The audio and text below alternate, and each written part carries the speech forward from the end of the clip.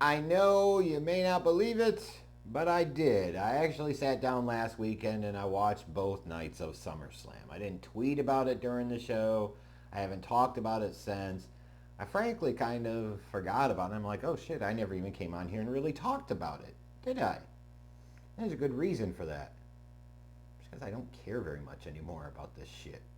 I'm just keeping it 100. And furthermore, after watching this two-night extravaganza, I just had this overwhelming sense of feeling of all of this shit feels like a waste of fucking time. And is that on me for where I'm at in life? Is that on the WWE? Probably more so for wasting time and doing lame shit. Either way. Like, am I the only one that sat there and after watching night one and then watching night two and said, what the fuck has been the point of the past 6 months, the past year, the past 2 years? Like, why should I care about any of this? I mean, look at night one.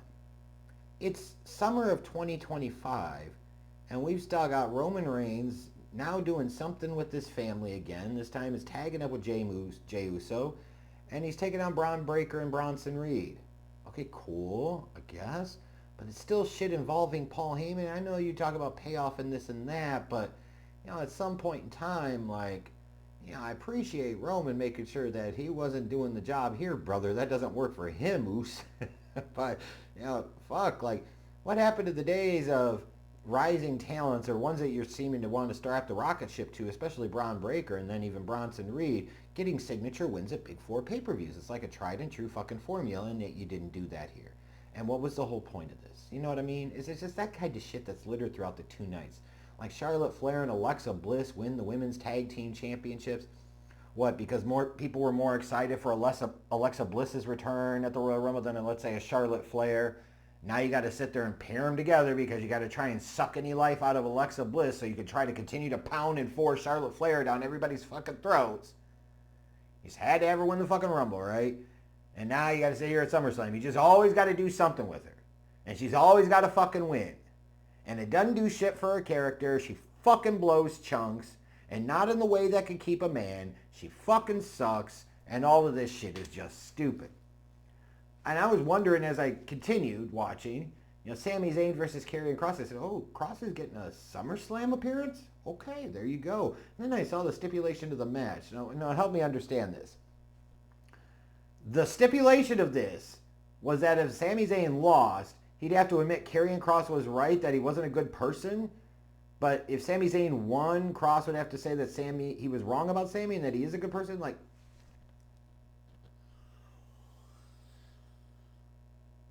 oh my God. Paul Levesque, Booker of the Year. Like, seriously, do folks think this is good? This is interesting in any way, shape, or fucking form? Like Tiffany Stratton, Jade Cargill. 7 minutes. Blink and you fucking miss it. What's the point? Just what's the point? And then night one, you've got Drew McIntyre and Logan Paul versus Randy Orton and Jelly Roll. You know what? This had some redeeming qualities to it. You could tell Jelly Roll cared, took it a little seriously.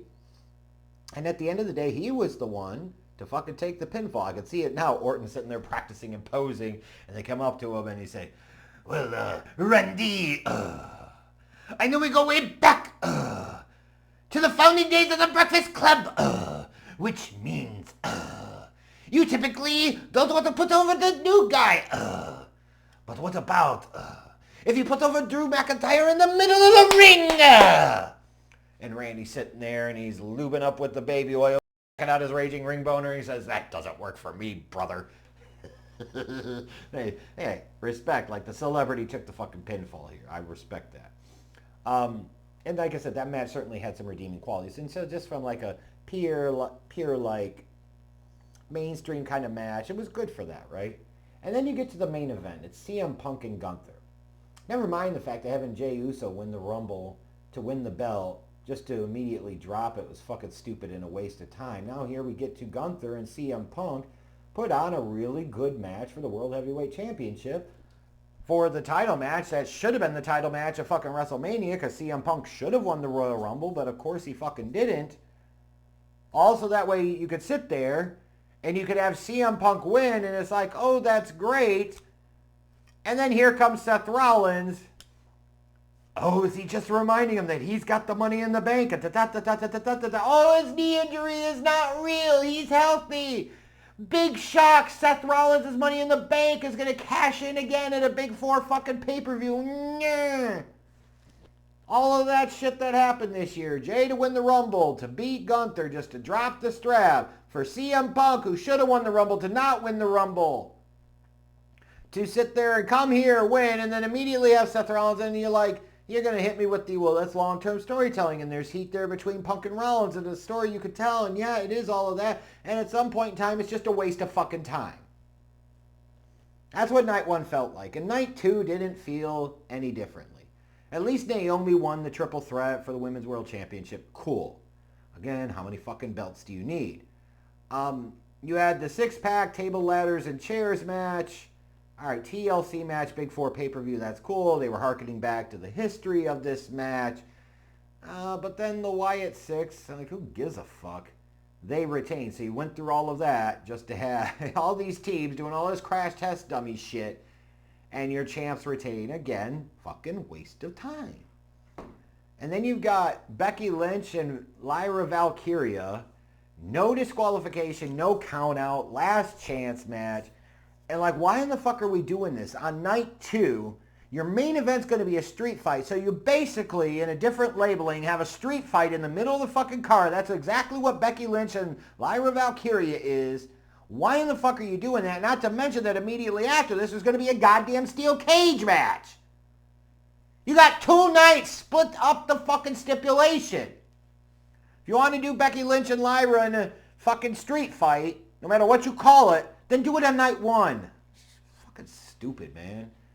I mean, the whole stipulation here, besides the title, was that if Lyra lost, she couldn't challenge for the belt again as long as Becky was the champion. And this is for the Intercontinental Women's Championship. And why do we fucking need a women's IC belt? Again, just diluting the product. All types of dumb dick shit.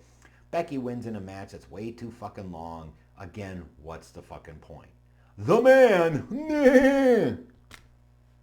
Solo and Jacob Fatu, like, you know, and again, it's this whole shit of like, we saw the tribal chief and we saw the bloodline. We don't need the bastardized great value version to run on this long, basically, right? Like, no. Like, just, no. Yeah, you could say Fatu looked good in this.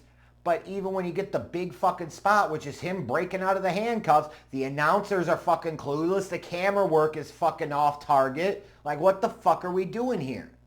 It's one thing I would have expected a Kevin Dunn-led production crew to fuck up shit like that, but it's supposed to be better with Bucky Beaver gone. Well, you sure missed the fucking mark there. Dominic Mysterio and AJ Styles for the Intercontinental Championship. Dominic retains, cool, doing his real daddy Eddie proud. And then you get to the main event. Now, mind you, I've been relatively unplugged here from wrestling for the past couple months, right? So really haven't paid that much attention. Really didn't know what was going on. But when the fuck did we just sit there and completely, totally wipe out the past 5 or 6 months when it came to the Cena character? What the fuck's going on here? All of this shit just for John Cena to be a good guy again? Because you just couldn't fucking go there. You finally went there and you laid it as a wet fucking fart. Oh, we got to make sure he puts over Cody and he fucking gives him the stamp of approval and he gives it strong and da-da-da. And oh, fuck this shit. This match was way too fucking long. Goddamn street fight. Fuck this shit. Like, if you were going to do this and you just continue to want to insist to pound Cody down everybody's fucking throats, then have him beat Cena at fucking WrestleMania. Why waste the time? Oh, this is going to lead to some big character turn. It ain't leading to shit. I'd expected this type of shit from Vince. Fucking sit there, you can't have John Cena be a bad guy because he does Make-A-Wish and the kids are fuck this shit, man. If you enjoyed SummerSlam 2025, I am not here to criticize you one bit. I hope you did. I mean, it was 2 nights of it. The reported audience for this in person was over 110,000 between the 2 nights. Whatever. I hope folks had a great time. I hope they enjoyed paying those outrageous ticket prices for a second or third rate show. But if you were watching at home and you enjoyed it, props to you. I'm glad you did. And maybe it's because I'm not as emotionally invested in the product anymore, and I don't spend that much time watching it, and I don't really follow it, that when I come to these big four shows, I'm expecting to care more than I actually do. And that could be my fault. Or it could be the company's fault for not doing a better job of appealing to me to where I might actually bother to give a shit. Like watching this show, I was looking for like, hey, do I need to start watching this a little bit more? And all this show did was give me a reminder of, you've been right to unplug from this largely in 2025 because it's a waste of time and they ain't doing shit that's interesting. And that's just the reality.